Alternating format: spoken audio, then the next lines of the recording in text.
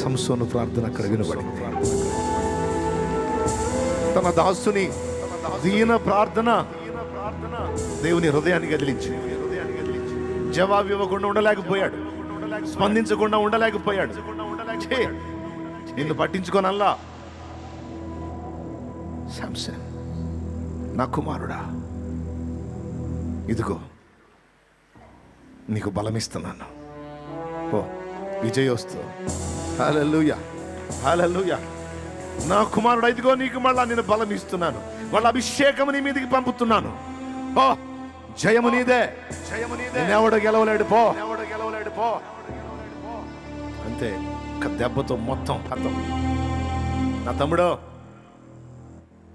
నిరాశగా దేవుడు ఈరోజు నీతో మాట్లాడుతున్నాడు. నిన్ను మళ్ళా అభిషేకిస్తున్నాను నేనని,